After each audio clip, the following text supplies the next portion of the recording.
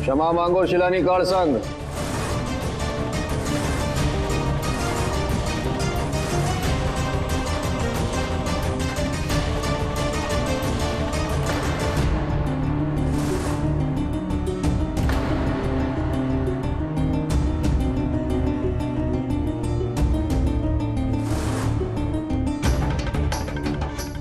शिला ने माथे चढ़ाओ।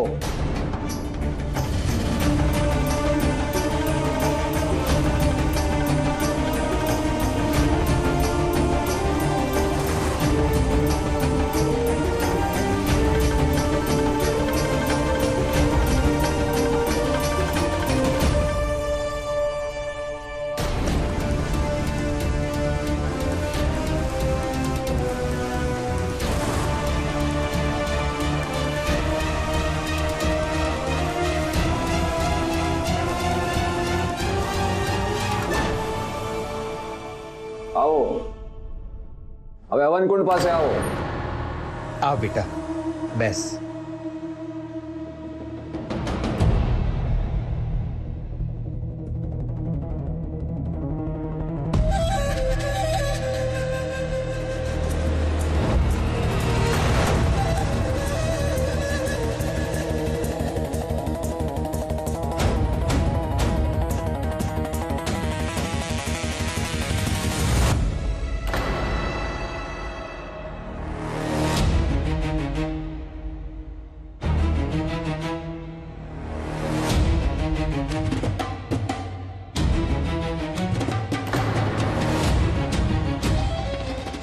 બોલો બાપજીનો જય। બાપજીનો જય।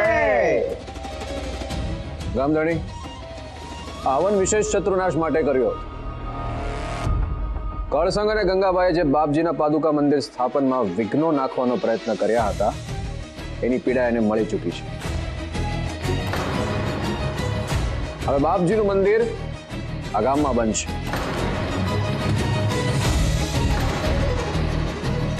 બોલો કળસંગ મંદિર બનશે ને?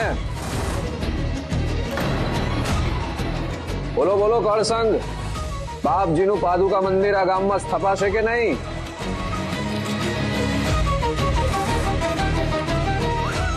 કળસંગ કયા વિચારમાં પડી ગયા છો? બોલો બાપજીનું મંદિર આ ગામમાં બનશે ને?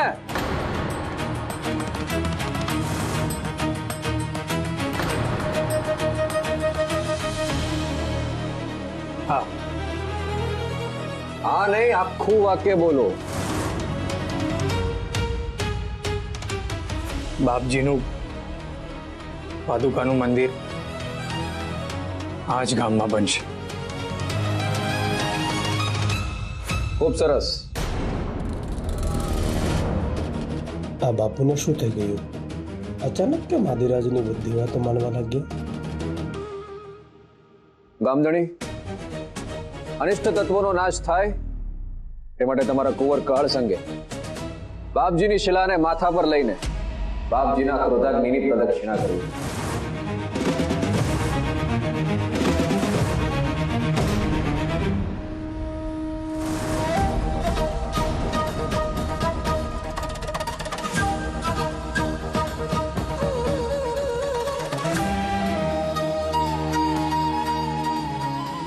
બાપજીનું મંદિર આ જ ગામમાં બનશે। એ બોલતા બોલતા તમારે પ્રદક્ષિણા કરવાની। ચાલો કળસંગ તૈયાર થઈ જાઓ પ્રદક્ષિણા કરવા માટે। આગળ વધો।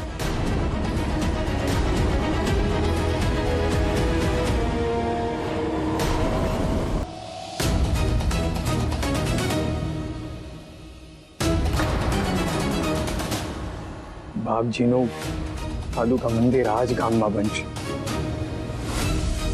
બાપજીનું પાદુકા મંદિર આ જ ગામમાં બનશે. બાપજીનું પાદુકા મંદિર આ જ ગામમાં બનશે.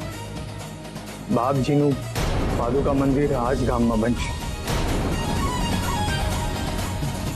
બાપજીનું પાદુકા મંદિર આ જ ગામમાં બનશે.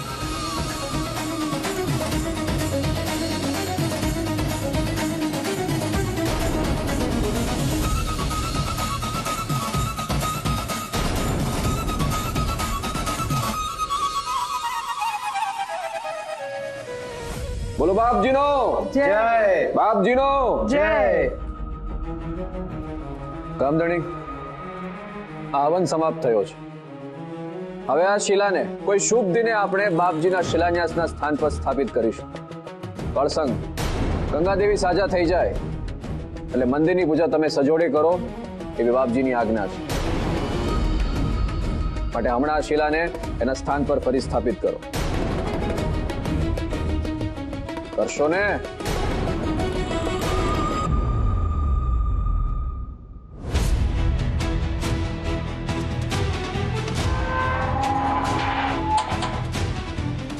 માનકી, હું આવું ત્યાં સુધી તારા બેનબાનું ધ્યાન રાખજો. પણ બાપુ તમે ક્યાં જાઓ છો? વંટોળ ફૂંકાય ત્યારે જે ઝાડ અકડ રહે એ પડી જાય, અને જે ઝાડ નમી જાય એ ટકી રહે. તારા બેનબાનું ધ્યાન રાખજો.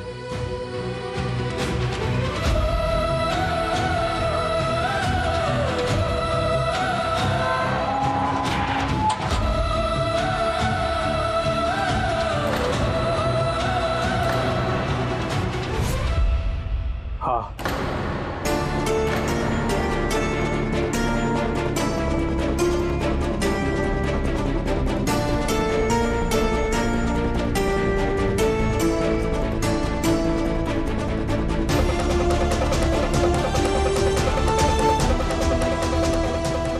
હાથ જોડો કળસંગ. વક્તુબા, હવે હવન સમાપ્ત થયો છે. વર્ધન, બાપજી માટે જે નૈવેદ્ય તૈયાર કરાયું છે એ અને શુદ્ધ જળ લઈ આવો.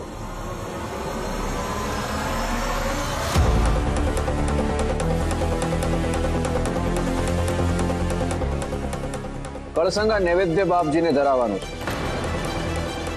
ધરાવો.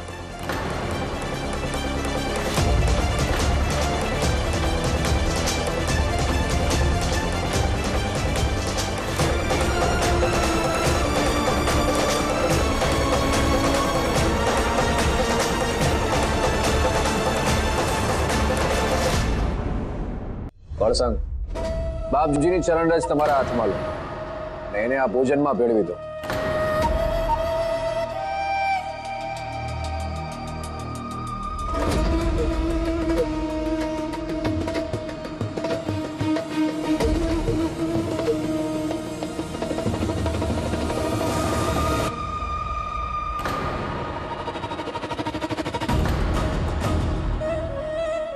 થાળને ઉચકો.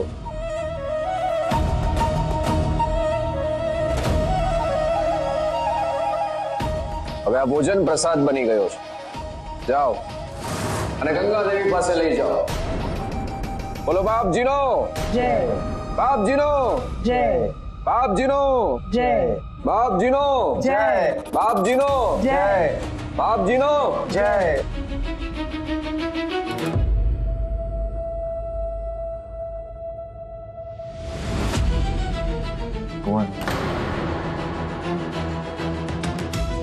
અને તારી આ શાંતિમાં જ્વાળામુખીનો અવાજ સંભળાઈ રહ્યો છે. મારો દીકરો છે એટલે હું જાણું છું કે આ બધું ગંગા માટે કર્યું છે. પણ બેટા, તમે બંને જો ધર્મ માર્ગ પર ચાલવા લાગશો ને તો આવું અનિષ્ટ આપણા ઘરમાં ફરીથી ક્યારેય નહીં આવે. કુંવર,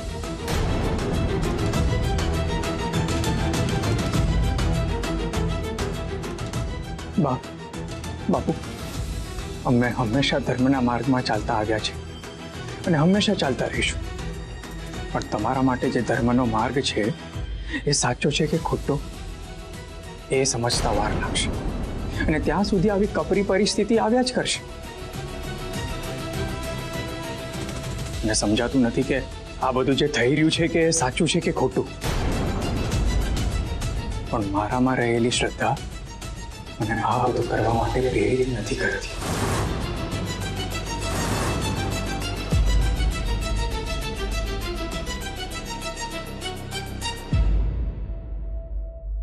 બા બાપુ, હવે તમે જમી લ્યો. ક્યાં સુધી ભૂખ્યા રહેશો? છોકરાઓ જમી રે પછી થાળી કાઢજે. જા, છુપાઈને દૂરથી જોજે કે એ લોકો જમે છે કે નહીં. જા જા. ભલે બાપુ. આપણે બધા ભેગા સાથે બેસીને જમતા. ખબર નહીં એ વખત ક્યારે આવશે.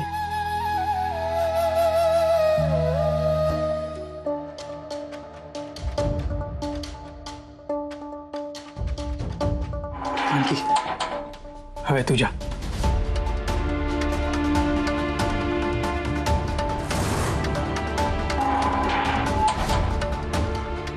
ગંગા, ગંગા, ગંગા, ગંગા.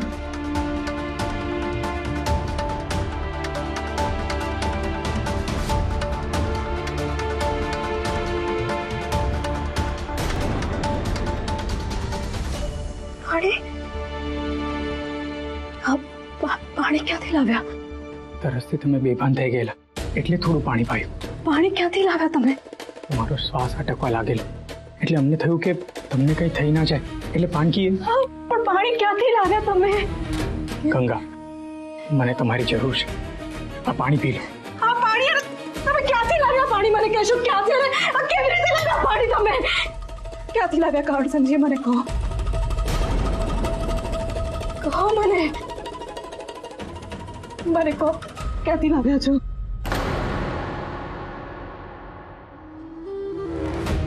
મેં આદિરાજ પાસે ક્ષમા માંગી લીધી છે.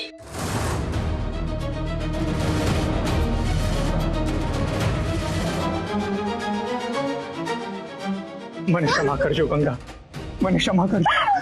હું તમને ખોવાનો તો માંગતો. આપણા કર્મ માટેના આદર્શને સાકાર કરવા. ગંગા સાંભળો, હવે આ માત્ર આપણા જીવને બચાવવા માટેની લડાઈ નથી રહી. હારી ગઈ.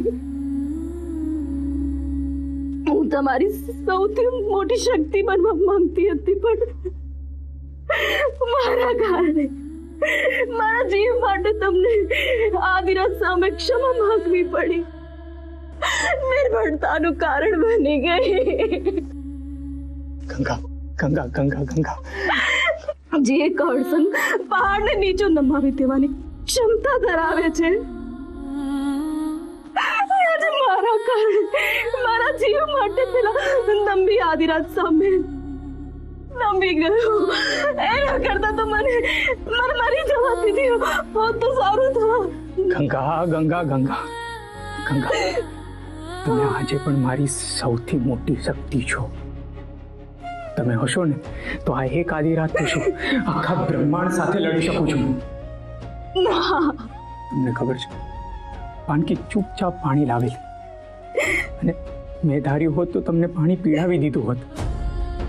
પછી આદિરાજ કે કોઈને પણ જાણ ના થાય. પણ મેં એવું ના કર્યું, કારણ કે હું જાણું છું કે આ તમારા ધર્મ માટેની લડાઈ છે.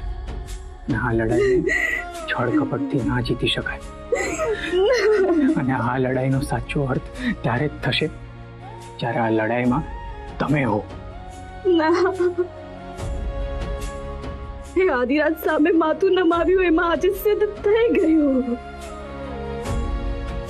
કે આદિરાજ અને બાપજી સાચા છે.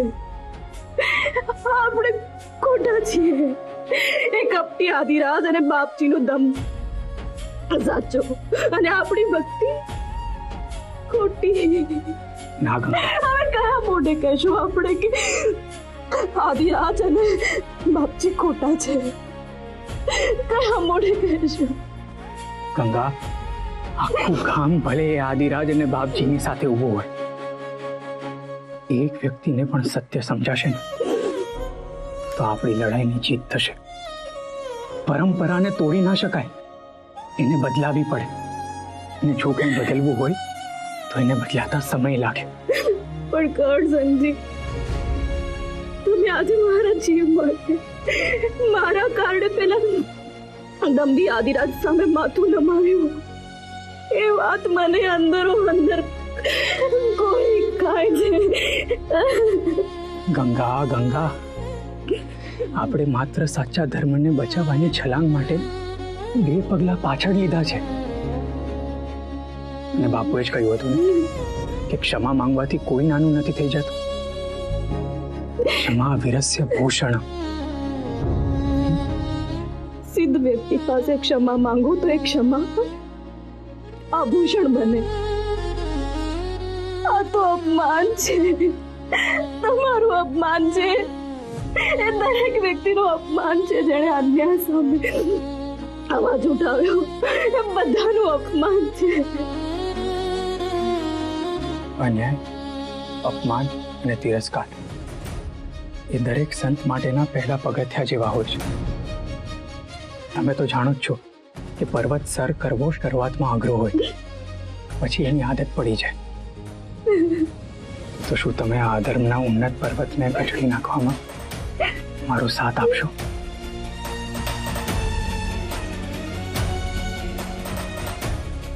કરસંગજી, તમે પંથકના પીડિત લોકો, કચડાના લોકો માટે એક આશાનું કિરણ છો. ક્યાંય ન્યાય નહીં મળે, પણ કરસંગજી પાસે ન્યાય મળશે એવો વિશ્વાસ, એવી આશા લોકોમાં હોય છે. પણ આજે દંભી આદિરાજ સામે પોતાના કરસંગજીને નમતા જોઈને એ લોકોની આશા, એ લોકોની હિંમત, એ લોકોનો વિશ્વાસ ભાંગીને ભૂક્કો થઈ જશે. હવે લડવા માટે કઈ જ બાકી નથી રહ્યું. હવે જીવીને શું લાભ? હવે કઈ બાકી નથી રહ્યું. ના ના ના ના ગંગા, સાંભળો, બધા સાંભળો, સાંભળો.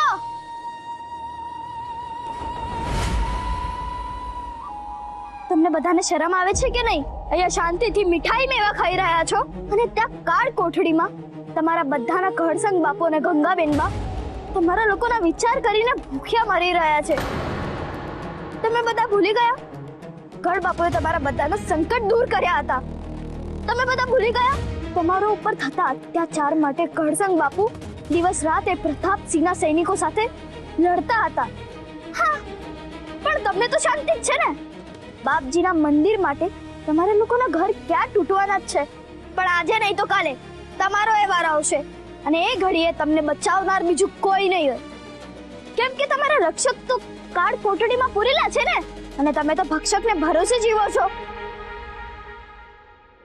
તમને કોઈ નહીં બચાવી શકે, કોઈ નહીં, કોઈ નહીં.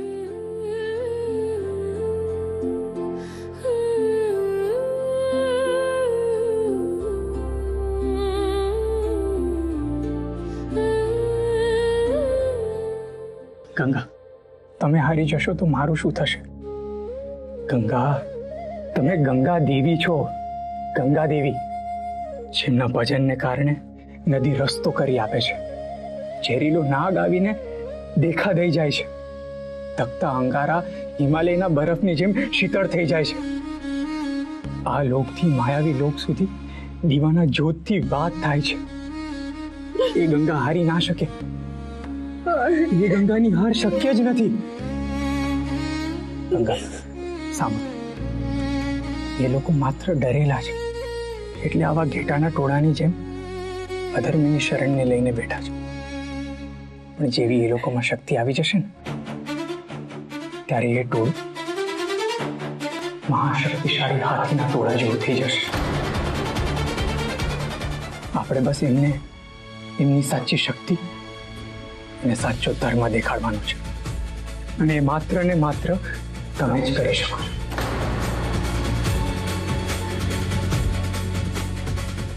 મને વચન આપો કે હા, તમે કરીને રહેશો.